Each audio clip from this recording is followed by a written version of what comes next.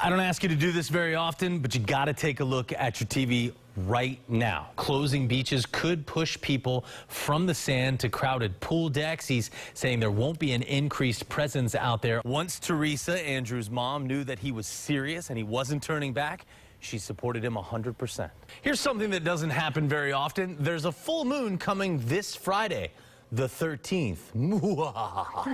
No quid pro quo. But he said that, however, on September the 9th. At that point, the whistleblower's complaint has already been public. So there would have been some public pressure on the president. This morning, a lot of buzz and possibly an upcoming argument in your household about government recommendations for your thermostat. If you looked into the sky yesterday evening, you may have noticed things were a little bit hazy.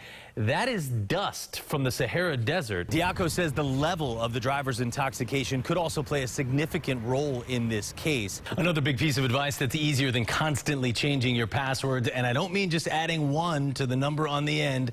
Get a password manager. But there's a sponge right there, so it doesn't come through. And what if the sponge malfunctions? Well, then, you know what? Then it's just one of the other million gross things that you do as a parent. This is such a great opportunity to get a chance to anchor on our gorgeous studio right here on the river. Sun is coming up, but for right now, it's pretty cool. I do love people from New Jersey. I'm just playing around. We got somebody in the crowd. In the studio, like, thank you. I was just writing a note to you. To management. How much I hate you. You're actually a former athlete yourself. You played soccer at William and Mary, great school up in Virginia. I went to UVA. Oh man, yeah, they were our nemesis. They would knock us out of the NCAAs every year. There's still an award, apparently, according to IMDb, called the Lebo. Given to the funniest guy on the team.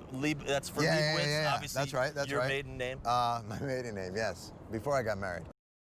You are facing multiple investigations for potential violations of election finance. Your initial reports were late. They included loans that your attorney told the Tampa Bay Times, quote, may have been in violation of the Federal Campaign Finance Act. Your latest campaign financial summary I have right here shows a negative $16,000+ on hand in cash. How can your constituents trust that you are handling your finances responsibly and legally given these issues? Yeah. Well, first of all, I want to thank you for asking the question. The campaign has not repaid me for the loans that I made to the campaign. It doesn't have to. Are you saying that the financial report is not correct? Well, I'm saying that it's been mischaracterized. So the issue... let's characterize, because I'm looking at it right here. Sure. If I knew it was a mistake, why would I have included those loans on my financial disclosure? Tampa Bay Times reported that you initially said that it may have come from your wife. That turned out not to be true. I was in constant pain probably for well over 20 years. Jamie Mead has struggled with rheumatoid arthritis and spinal stenosis for 15 years. Vertebrae to vertebrae, so they had to go in. Back and neck surgeries and prescription drugs helped, but still I have, at the end of the day, agonizing pain. So I started looking into this medical marijuana, not knowing much about it. Jamie didn't get very far because a local dispensary told him he couldn't renew his concealed weapons license if he had a medical marijuana card. And I thought that was very interesting, plus somewhat unfair. I mean, if it's a prescribed medication, why would the FDLE or any governing agency step in? Concealed weapons licenses are handled by the Florida Department of Agriculture and Consumer Services. A representative told 8 on Your Side, quote, the issue is pretty clear. Florida Statute 790.06 provides a limited list of factors upon which our department must approve or deny a concealed weapons license. Therefore, the department is prohibited from asking questions outside that scope, which would include medical marijuana card possession, end quote. However, this is an issue of state versus federal law. The problem comes when you buy a gun from a store or any federal firearms licensed dealer. You must fill out Form 4473, which forces you to answer if you are an unlawful user of marijuana.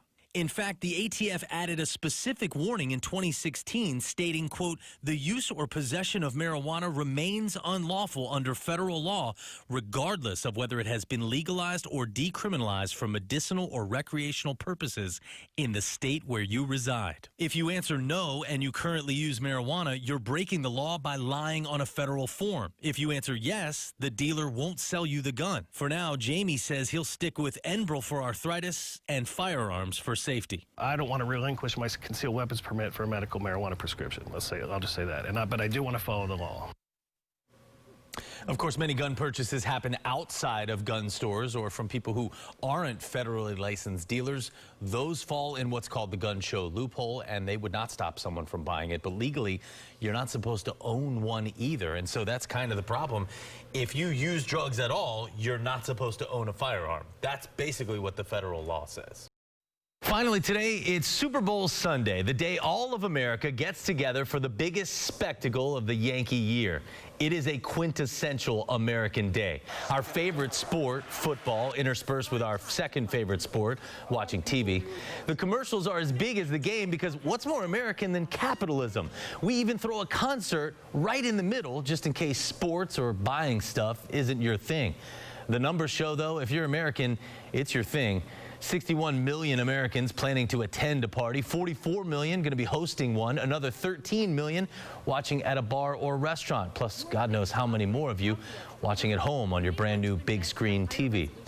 Long story short, I've said it many times before, Super Bowl Sunday is the best day of the year in America.